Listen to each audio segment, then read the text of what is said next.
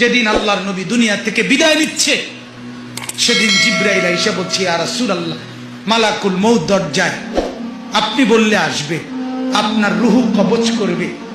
আল্লাহর নবী বলেন, আল্লাহকে জিজ্ঞেস করো জিবরাইল, আমি যদি আমার আল্লাহর কাছে যাই, আমার উম্মতের সাথে আমার আল্লাহ কি আচরণ করবে, ওটা বলো, তারপরে আমি যাব। জিবরাইল গেলেন, আল্লাহর নবীকে আয়েশা শুনাইলেন, ও নবী, আল্লাহ তাআলা জানাইছেন আপনার অবর্তমানে আপনার উম্মত যখনই মাফ চাইবে আল্লাহ তাআলা আযাব দিবে না, সাথে সাথে মাফ করে দিবে। আপনি যেমন মাফ চাইছেন তখন যেমন মাফ করছে, আপনার অবর্তমানে আপনার উম্মত নিজে নিজে মাফ চাইলেও আমি আল্লাহ মাফ করে দিই। এতদিন তো কে মাফ চাইছে?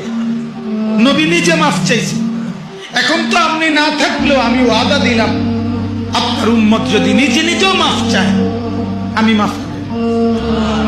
নবী বললেন, তাহলে জিবরাইল মালাকুল মউতকে বলো আমার জান কবজ করতে। তাহলে সারাটা জীবন তিনি ভাবলেন উম্মতের কথা। আজ যখন তিনি দুনিয়া থেকে বিদায় নিচ্ছেন তখনও ভাবছেন কার কথা?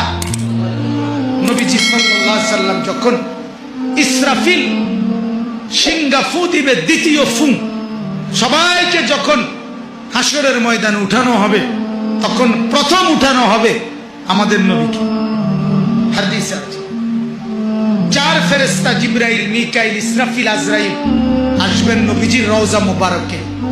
এসে সবার পক্ষ থেকে জিবরাইল ডাক দিবে, ইয়া রাসূলুল্লাহ, হাসরের ময়দানে যাওয়ার জন্য আপনি কবর থেকে ওঠেন।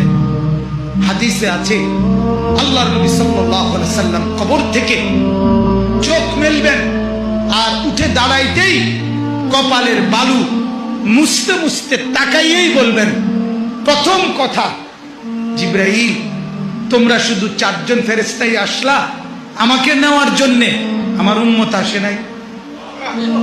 আমার উম্মত কোথায়? আমার উম্মতের হালাত কি? আমার উম্মত কি আমার বর্তমানে জাহান্নামে চলে গেল নাকি?